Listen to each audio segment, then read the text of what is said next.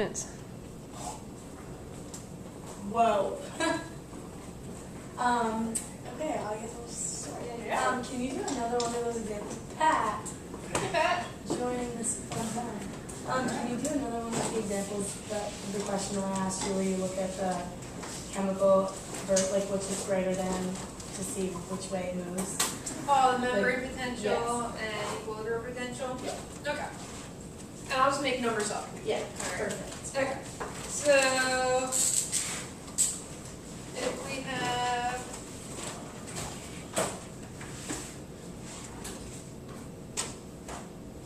we'll do equilibrium potential of sodium.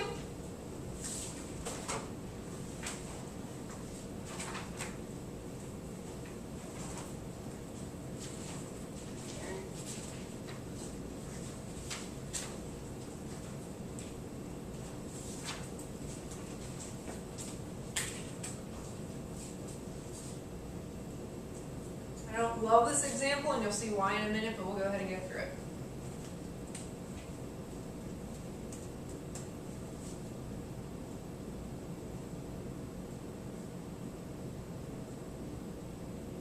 So if you take the absolute value, the electrical, what would you call the electrical potential would be greater? The membrane potential, so yeah, Membrane. so this is the electrical. Uh-huh. Whereas then- this is the chemical. So then I don't get a problem like this because on the Mhm. PowerPoint it showed you the picture and you could look at like the concentration and distribution of charges or the distribution of like number of ions in cells. So I mean, this gives us all the information we need.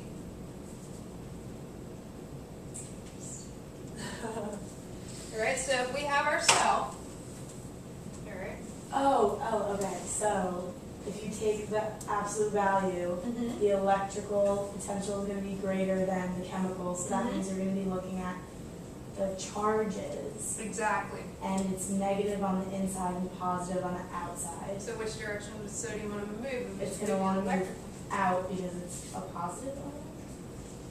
It is a I know, positive it's ion. going to move in because the negative is inside. Exactly. So Gotcha. typically we have high concentrations of sodium outside the cell, right? We know that the inside of the cell is typically negative. If we're following the electrical movement, we want to move this positive ion towards a negative charge inside the cell. What if it was the chemical movement?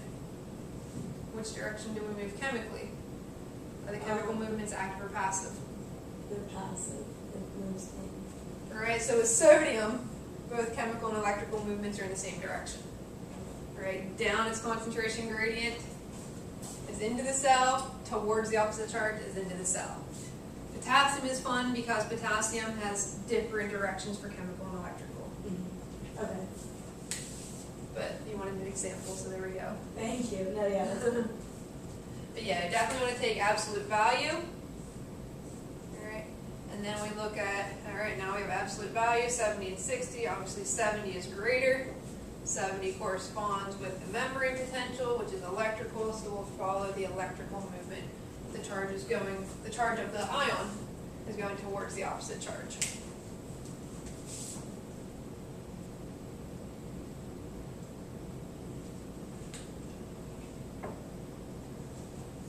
And Pat, we are videotaping just in case that anyone couldn't make it and they want to watch it. Are you okay with that? Yeah, it's fine. Okay, thanks. I should have not said your name. Keep you anonymous. Sorry. A little camera time. It's okay. I already said Pat welcome, so.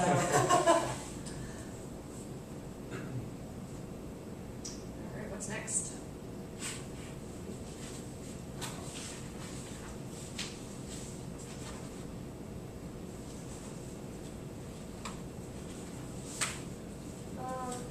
Libby gave us a question that was like, why is breathing in concentrated CO2 beneficial, like after a marathon? Breathing in CO2? I mean, O2, concentrated Oh, CO2. that doesn't sound very Sorry. beneficial. So breathing in concentrated O2 beneficial? Yeah, and I said that it was because the atmosphere only has 20% oxygen, and that after a marathon you want 100%. But I didn't know if that was right. Yeah, I mean that's exactly the direction we're going. So we're thinking about wanting to increase this oxygen flow. So if we're breathing in concentrated oxygen, that's absolutely going to increase that O2 input. Because we have all those interrelationships of systems, so we have the cardiovascular system trying to communicate with all the other systems of the body. If we increase the amount of oxygen that's being picked up by our lungs and being dumped into our bloodstream, there's going to be more oxygen available to be delivered throughout the entire body. Yeah, so really thinking back to those interrelationships of organ systems. We are being videotaped, as long as you're okay with that. I'll post it on Google. Nope. You're gonna tape it. Sorry, Gage. Just kidding. So just Q&A, open floor, whenever it's Yes. quiet, ask a question. Here like a minute ago. Hmm? I said I feel like I was here like a minute ago. We were. So I can leave that, leave more space. Can we go over like positive feedback a little bit, like Sure. examples of that? Mm-hmm. Alright, so what do you want to go over? Like how like examples of positive feedback in the body that like basically that. Yeah, there's like two. So we can talk about, I mean, the one that we talked about in class was childbirth. That one, do you want to go down that road again? Blood clotting, the other one? Blood clotting is the other one. So, do you have a preference? Blood clotting. maybe? Blood clotting, alright. Okay. So, what we need to think about with positive feedback mechanisms is that we're enhancing the original stimulus.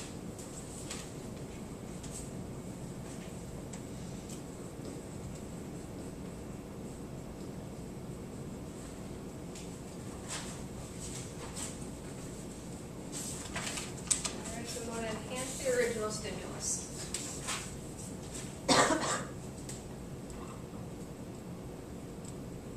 Alright, so what happens in blood clotting? So this is going to get into some details that we don't really need to know necessarily, but in terms of understanding positive feedback, I'm going to give it to you. Alright, so if we have a blood vessel and we break the wall of a blood vessel, now we're at risk of bleeding to death because all the blood that's flowing through here is going to leak out. As we're losing blood volume, we're going to increase our blood pressure, and then more blood is going to be lost. So we're going to die very quickly if we don't have a positive feedback mechanism to help us and fix this problem. Alright, so remember, those positive feedback mechanisms, they're happening because we're usually talking about life-threatening events. That's why they're not very common. So, to make a long story short, the original stimulus is that we start closing off this gap. Alright, there's tons of different proteins, filaments that are coming in to start to fill up this broken part of the blood vessel wall. So if that's the original stimulus and now positive feedback has kicked in, we're going to continue to enhance that until we've made sure to completely close up that gap in the blood vessel. This positive feedback will continue until we've essentially fixed the blood vessel wall. If positive feedback will continue and we've blocked off the blood vessel entirely, now we've created a worse problem. So we don't have this continuing non-stop. It only continues until the point of the problem has been fixed, the baby has been delivered, right? That's the other example. So for this all to happen, there's a series of events. So we think about what's all involved with our, so we have our stress. Right. That's the first part of the chain, so we're going to make this arc. What else do we have? We have stress to response. Did someone have their arm up? Yeah. What's up? So the negative feedback, like in comparison, has like a set point where it stops, like once it reaches, once it like returns to its resting state, I guess. But then with the positive, it has no like, this is where we want to be. It just continues until whatever problem is solved. Basically, yes. Okay. Until the problem is resolved, which will then bring us back to Yeah. homeostatic level. So is there almost like a negative response after the positive response? There could be. Okay. There could be.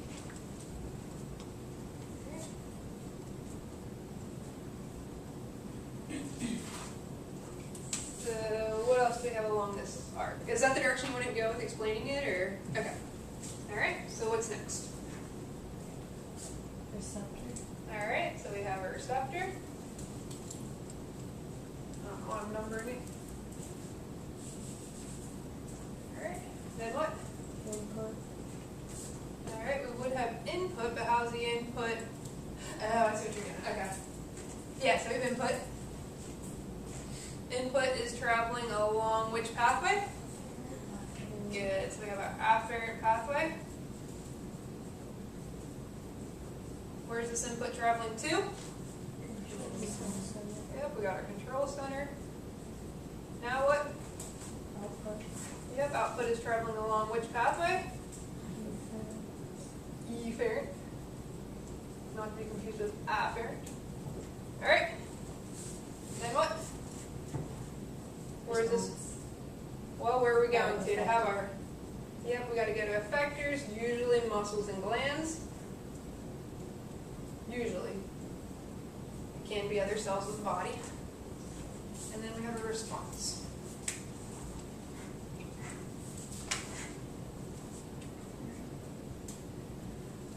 So this situation gets a little bit more complex because we haven't had any discussions about blood vessels, but essentially we would have to have a way to detect the stress. The stress is that the blood vessel wall has been breached, it's been torn, it's been damaged. All right, so we have damaged blood vessel wall. We would have specific receptors for detecting this. We could have baroreceptors detecting a drop in blood pressure. They would detect something's wrong. If there would be any type of pain associated with it, we could have nociceptors, but regardless of what the receptor is, we have to have a way to detect the blood vessel's been damaged. Once we've detected it, then that information is sent to the control center, likely the brain, and then we can decide on sending out all of these proteins to fix the problem. So the effector here, we actually are acting on this smooth muscle of the blood vessel wall. Alright. What will happen is that smooth muscle will actually contract in addition to closing this up with proteins. So the response, we fix the problem. Is that what you were asking for? Yep. Did I answer the questions that you were? Okay. Yep. What did you say? You said the receptors could be a number of things. Yeah, so we didn't go into any specific detail with receptors, but we would have to have some sort of receptor to detect that a change has occurred in the body, right? Whether we're talking positive or negative feedback, we have to detect homeostatic imbalance. So maybe we're detecting blood volume loss, which is going to affect blood pressure, so it could be baroreceptors detecting that. I said that maybe there's pain receptors, maybe this is painful.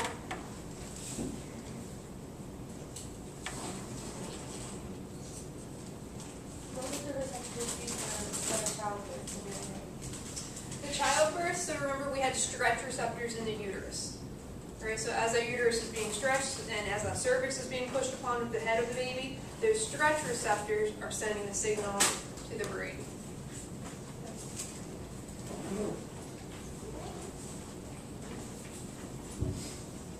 We are being videotaped, just so you know. Maddie, you came in with Lee as well, so I'll post it on Google then. For G proteins and second messages, can you kind of like go over that movement and why it's like significant? Is it in a ligand-gated example? Yes, we talked about the G protein coupled receptors when we talked about ligand-gated channels. All right, so can I erase what we have up here so far? Mm-hmm. Go. Okay, thanks.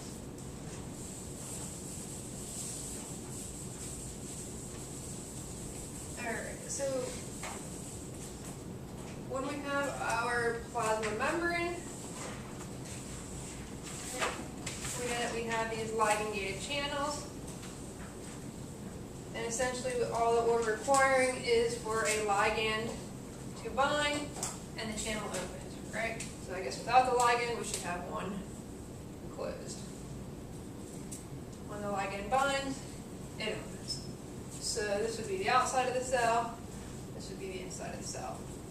In that case, the ligand came from outside the cell. So now we're seeing that in the nervous system, right, with that axon terminal, Alright, we had those vesicles full of neurotransmitters. Due to a voltage change, that action potential traveling down that axon. What happens, Lily? The neurotransmitter released into the blood. Well, what happened first? Voltage gated calcium channels open. Calcium comes in, and now what? They go down. Yep, now that relocates our vesicles. Neurotransmitter is now released into the synapse. Remember, neurotransmitters can serve as ligands. That ligand can bind and open our ligand-gated channel. If this is a nerve cell, we can think about this being a ligand-gated sodium channel. We can think about sodium now entering. Now are we causing this cell to be excitatory or inhibitory? Excitatory. Yes, now we have an excitatory graded potential. But we're actually just trying to talk about G protein coupled receptors, weren't we?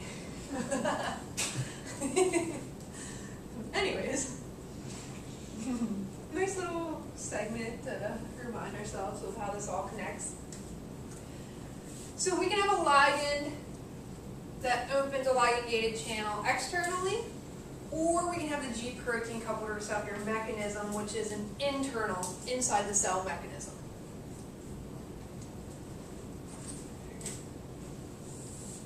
So if we give ourselves another cell, once again get our orientation, this would be now outside the new cell, inside the new cell. Alright, we could still have this ligand-gated channel, but it needs to be opened from the inside. We need a ligand to bind on the inside to open it. So the way that that happens is through the G protein coupled receptors. Where we have essentially binding of something, maybe a ligand, to our G protein coupled receptor. So we have our receptor. Here's our G protein. So the G protein is coupled to the receptor. When this ligand binds to the receptor, that activates the G protein.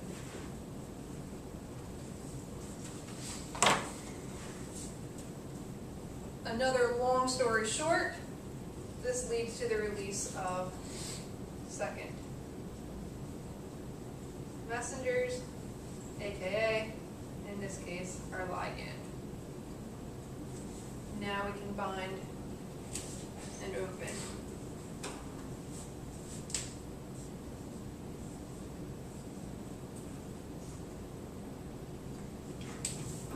Great.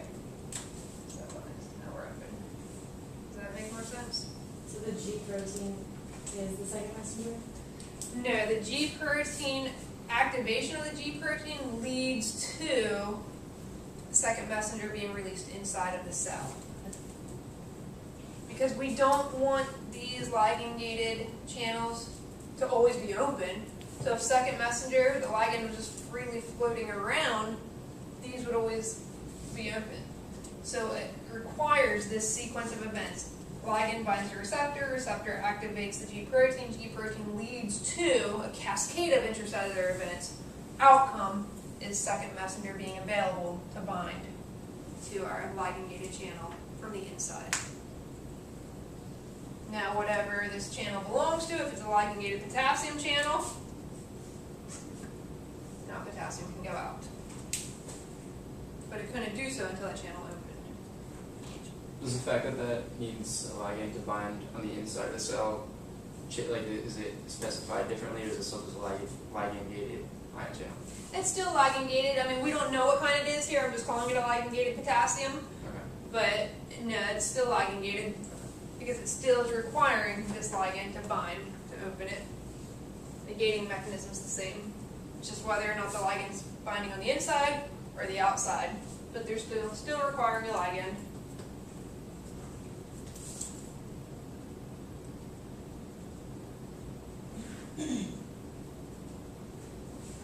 Can we go through one of the questions you posted in one of the optional assignments? I don't want to fight Caitlin, is that right? Yeah. Yes. Okay.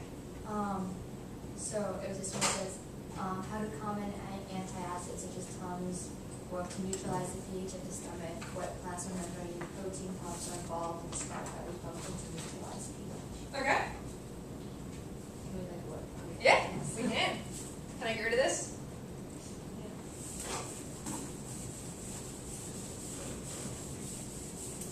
Alright, so we're doing neutralizing stomach acid. Yeah. Alright, so let's just go ahead and put a stomach up here. Alright, so this is a hollow organ.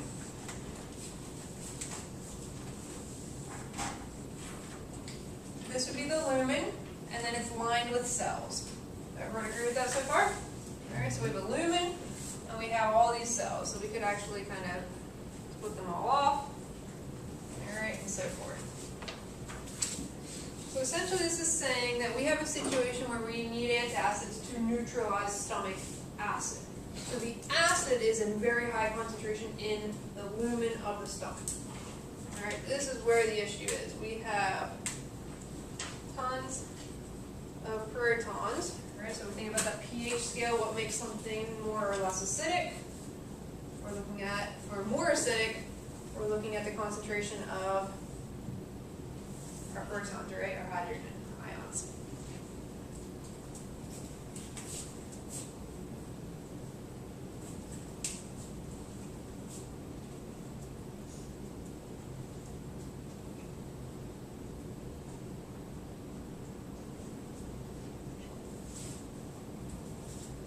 Alright, so are there any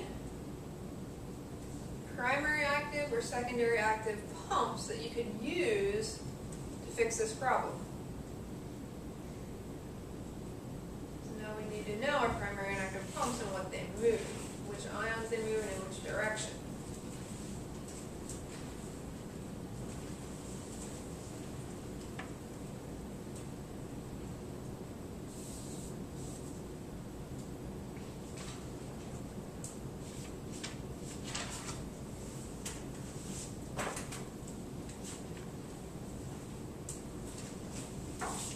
The sodium, hydrogen, antiporter. Okay.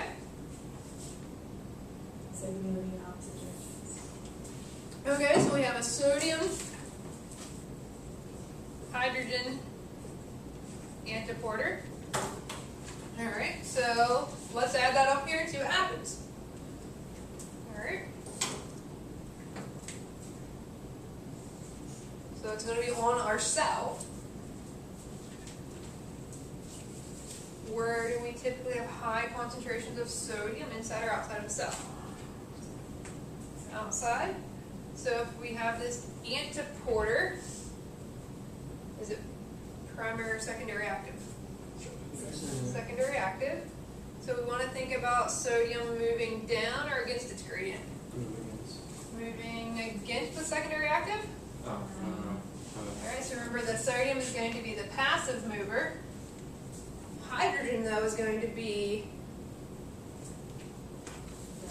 against. So this is going to be the active mover. This is where we have the energy required. This one's moving against its gradient. Alright. But we've never even talked about where hydrogen is in high concentration. But here we can see it's in high concentration in the lumen. Alright. So sodium's going to move back down its gradient, so we know that sodium's moving into the cell. Right?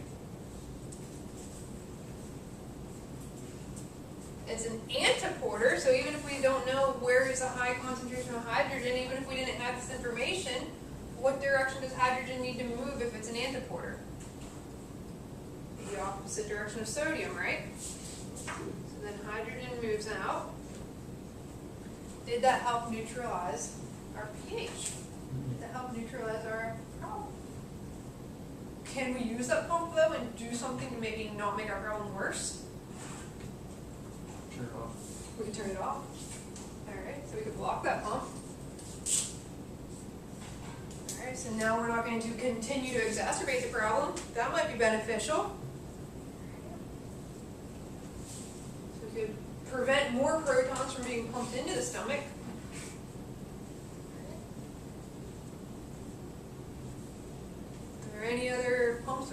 gauge. Isn't there just a hydrogen ion primary pump? Yeah, so we do just have a proton pump. So can we just remove it for that? Yeah, so we have a proton pump that's going to continue to push. Oh, it only pushes it in. Mm-hmm. So we can block that too.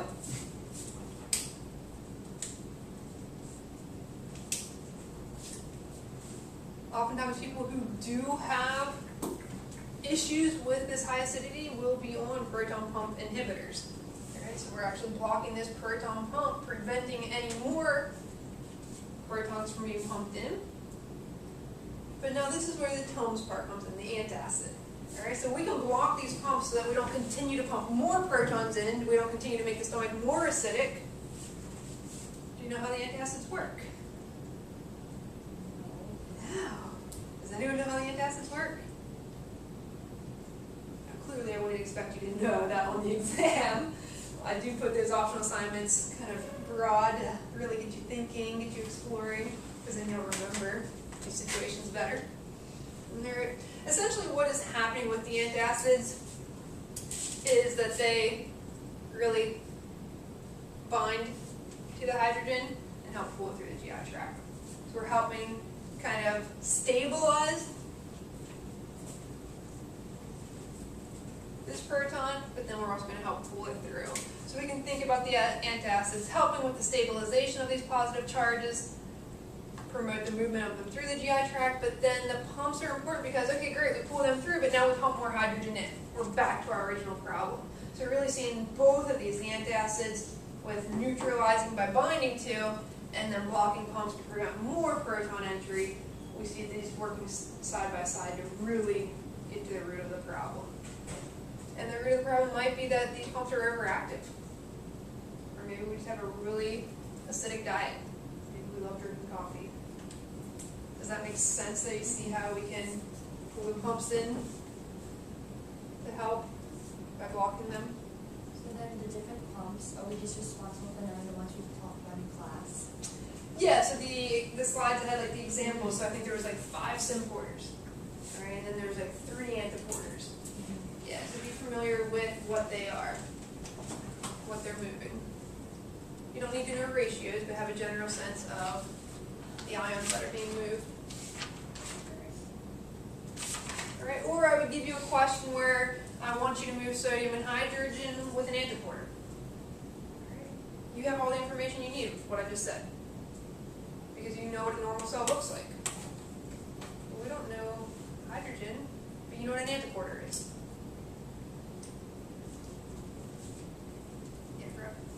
Aren't gated channels considered active since ungated are passive? Well, so you tell me. Alright, so gated channels. So what do we have in terms of gated channels? Let's list them. The ligand, the voltage given, mechanical. Alright. What causes each of these to open? Not ATP. Not ATP, So so they're not active. right. Okay. So that makes it very simple. None of them are requiring ATP. They're requiring really their first name there. And then when they open, let's convince ourselves even further, we don't have any ATP, so they're not requiring energy, so that makes it us think not active. But then when they open, the ion that's using them, is it going down its concentration gradient or against?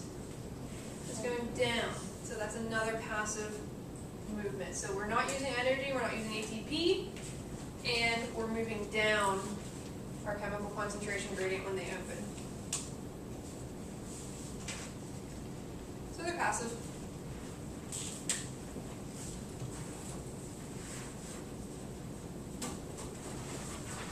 It's just facilitated diffusion, right? Because we have ions which are charged, You can't cross. charge can't move through, so we need to facilitate or assist that movement, so we have these channels. Are leak channels still considered facilitated diffusion, Mm-hmm. even though they're always open? Yes, so the reason they're still considered facilitated is because, again, we're moving charged species, charged ions, through the plasma membrane. So we need there to be a is some sort of conduit to get through, otherwise it'd be simple diffusion. So if we can't get through on our own, we need assistance. That assistance comes in the form of this facilitated diffusion. Facilitated really is just indicating that there's some sort of channel or protein that's getting us from one side of the membrane to the other side. Yeah. When we talk about depolarization, that's when the cell's becoming more positive, so the sodium is coming into the cell. It Correct. could be. And then when we're talking about hyperpolarization, I'm a little confused if that means that Na that just came in during depolarization is now leaving, or is that the potassium already in the cell? That's Okay. leaving? So when we're talking depolarization, alright, depolarization simply means that we are becoming more positive inside the cell. Alright, so if we have our axis 0, here we are down at -70, here we're up at +30. We can even go down to -90 for the hyperpolarization. Depolarization is simply indicative of moving towards 0 or in a more positive direction. So this would be a depolarization, this would be a depolarization, all this is depolarization. We're moving more positive. So any positive change can cause a depolarization. If we have a normal cell and sodium moves in, would that be a depolarization? Did we make the inside of the cell more positive? Yes. Alright. If we have calcium moving into the cell, would that be considered a depolarization? Yeah, the inside of the cell is becoming now doubly positive, because there's 2. If we have chloride moving in, is that a depolarization? No, because now we are becoming more negative, so when we think about repolarization or hyper, we're becoming more negative. Alright? So that could be when we make this turn and we're going back down towards negative.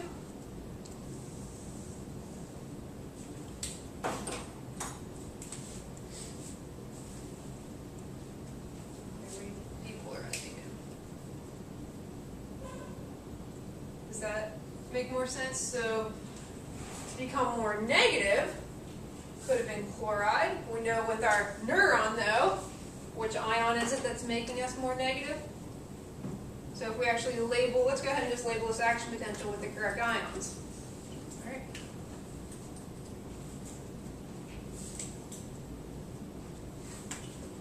Here's your membrane potential, millivolts.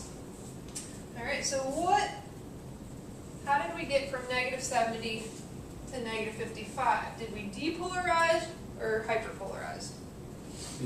We depolarized, right? We became more positive. Alright, so what happened to make our cell more positive?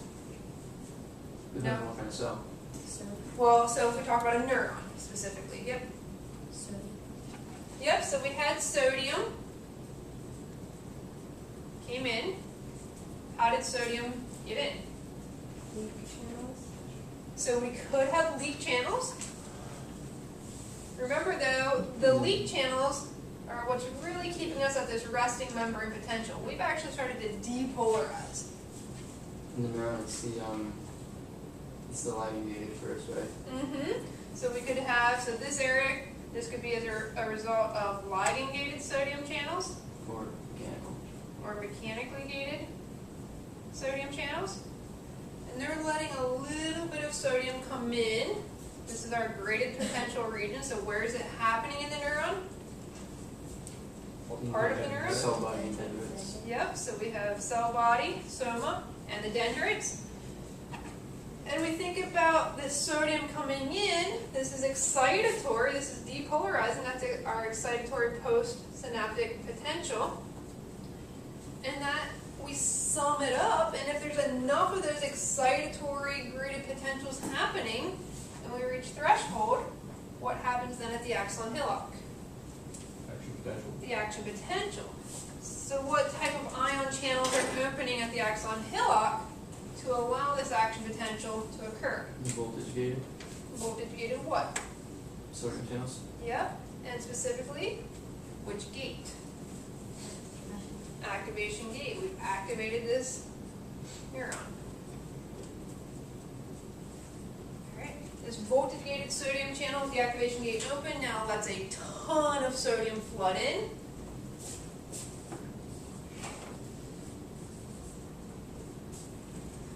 So we see that we're rapidly depolarizing now as sodium is flooding into the cell. What happens at the top? So what happens here? Positive 30. Does sodium continue to come in? The gate shuts off. Yeah, so now we have our voltage gated sodium. Is that an example of negative feedback too, or not quite? Yeah, I mean, we could think about that reversing the original stimulus, right? So originally we were becoming positive, positive, positive. Yeah, that would be a great negative feedback example. Because now we're reversing. Now we're going to start becoming more negative, right? So our inactivation gate closes, so now we can no longer allow sodium to enter. Is the sodium entering in the axon helix or the axon? Yeah, so if we wanted to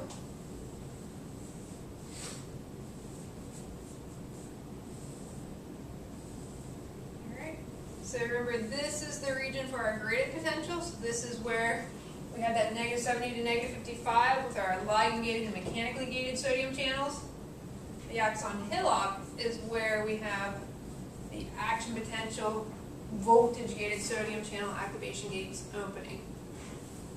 Alright, so we can think about ligand gated or mechanically gated. If they're both sodium, we're letting sodium in.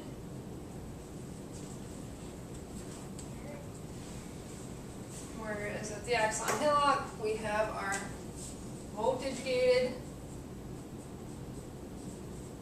sodium channels, right, allowing a ton of sodium to get in.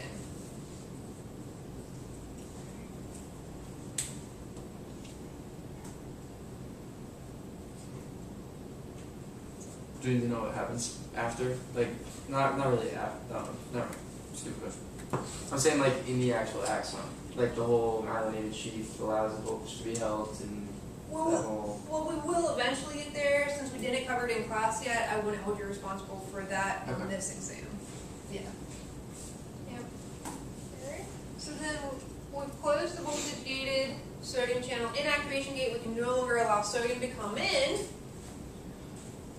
Then what happens? So all along this length here, we have these voltage gated sodium channels, and that's how this action potential continues to spread down the length of the axon.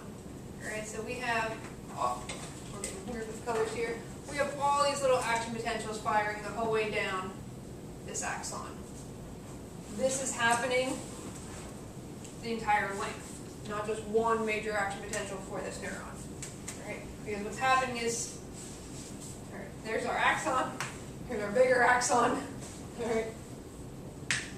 So what's happening is we have these voltage gated sodium channels. When those activation gates open, sodium is coming in. Now remember, this is still a cell. Even though it's the axon, this is still a cell. And typically the inside of the cell is negative. But when this sodium floods in during that depolarization, we temporarily become positive.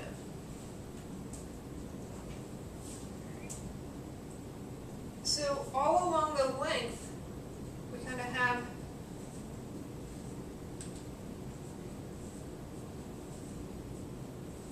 this positive, negative, because action potential, depolarization followed by repolarization, depolarization, repolarization.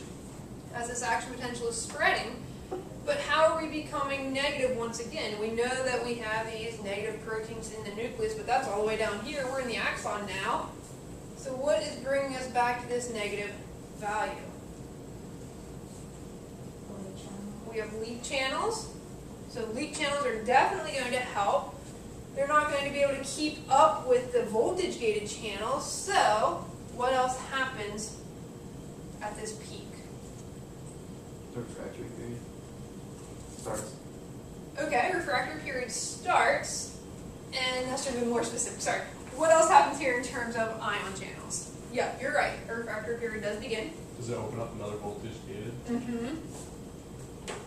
So how are we gonna start becoming more negative? Either like release the Na or add some sort of negative ion. Mm-hmm. You're good. It's. Oh, hi, it's me. I'm Oh, almost done. okay. Sorry. So this is where our voltage gated potassium channel opens. Now potassium is going to leave the cell. So remember, we usually have high concentration of potassium inside. What happens when potassium leaves? Inside of the cell becomes more negative. And so we add in our voltage gated potassium channels. So that's how a depolarization can be followed by a repolarization. We have the voltage gated sodium and voltage gated potassium. And that's how we spread this wave of depolarization down the entire length of the axon. Potassium continues to leave, so we keep becoming more and more and more and more negative. Oh, here's rest. We didn't close these voltage gated potassium channels. Potassium continues to leave. Why do we overshoot? Refractory period, give this neuron a chance to kind of take a little break. But then, when we do close, so voltage gated potassium channels close, yeah. How do we get back up to our resting membrane potential? Leak channels. Leak channels will help, but we are far away from that negative 70. So if we were only relying on leak channels, which yes, we are relying on the leak channels, but it will take forever. Also the sodium potassium pump. Yeah, so think about the cell that we've set up here. Normally we have high sodium outside, high potassium inside. Look what we did with this action potential. High sodium inside.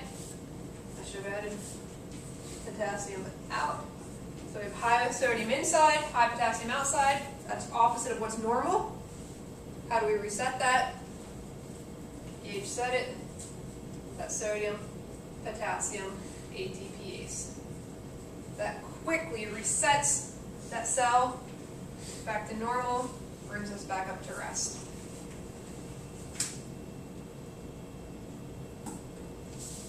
So this positive, this voltage change that's happening along the length of the axon,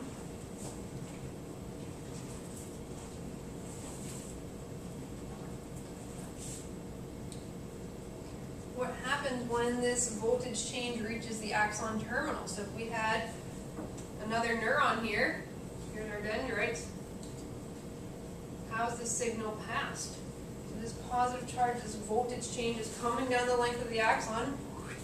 What happens at the axon terminal? Calcium. So remember we have voltage gated calcium channels. Here's our voltage gated calcium channels.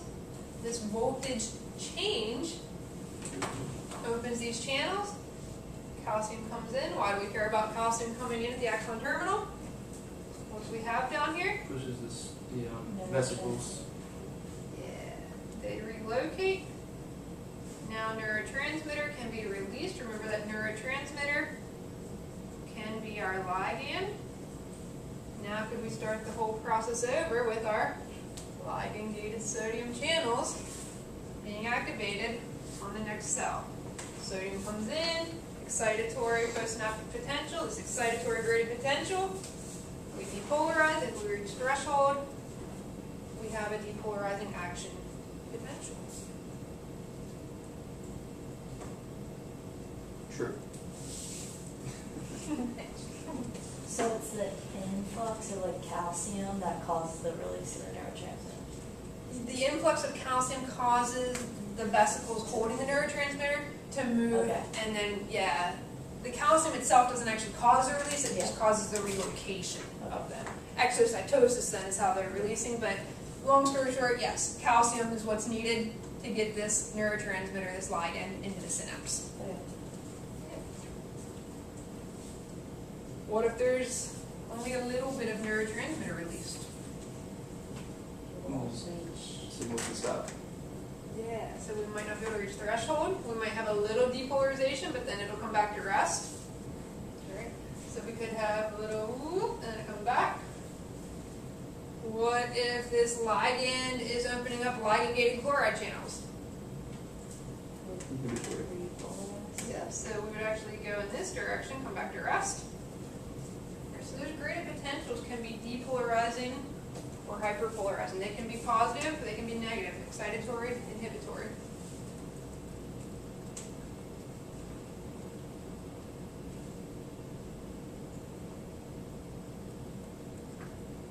Experts now? Look like over there. Feeling better now? Awesome. Anything else? What's like the most common question you've gotten from students so far about this stuff? You said in your email you've gotten like a lot of questions. This stuff. Okay. Action potential, today's lecture. Alright. Yeah, today's lecture, students were asking about, so just since it was New. kind of a lot, and the exam's on Friday, I think we're all freaking out about this stuff, but just break it down into the digestible pieces. Think about setting up that normal cell, right? Nothing has really changed. We set up that normal cell, now we have kind of specific locations for where it happens, we're bringing our channels back in. What makes us more positive? What makes us extremely positive? And then what happens when we're firing that action potential? I'm not trying to simplify it. I know it's not just this simple, but I know that oftentimes when this happens right before the exam, it's a little, whoa, what's happening? Spend some time going over it and try to make sense of it as you're going over it. Don't sit here and try to memorize what just happened. Make sense of it. Okay, when sodium comes into this cell, does that actually lead to an excitatory postsynaptic potential? Does that actually make the inside of the cell more positive? Yes, sodium is a positive ion. If it comes in to the cell, the inside of the cell should become more positive. Isn't it only considered postsynaptic if it's not like the first neuron in the chain? So like it's only postsynaptic if the sodium influx is determined by how many neurotransmitters bind at the synaptic cleft, right? Because like postsynaptic would have to, it couldn't be the first neuron, right? Technically, Okay. So Technically. when it happens the first time, that just has to do with the cell body and dendrites just, okay. so they could be responding to maybe a mechanical change. Yeah, so maybe they're not receiving a ligand from another neuron. I mean, this technically you could think of as synaptic space, but not synaptic space between two neurons. Okay. If this would be more of just like extracellular space, so there could be a ligand floating around in the extracellular space. But yeah, for the synapse, usually we're talking between two cells.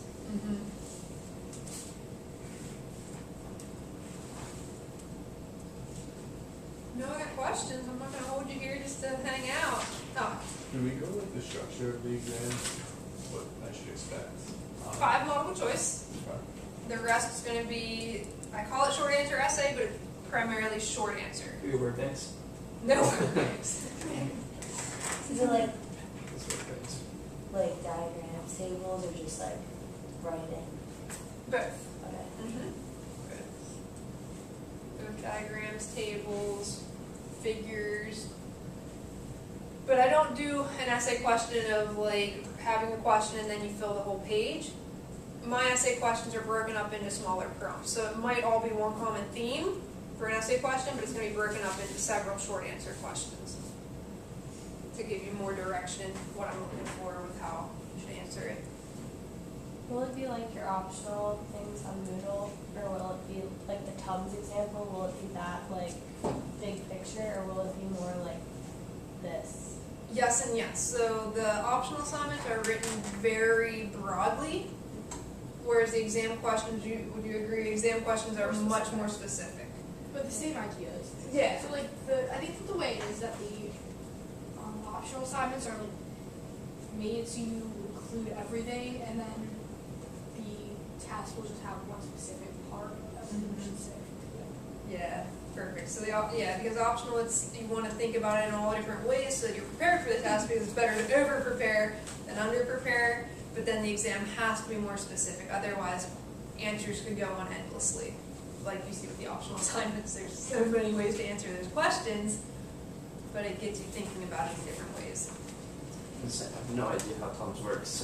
So Right, I wouldn't expect you coming, see Caitlin, I wouldn't expect you coming to the table with that knowledge.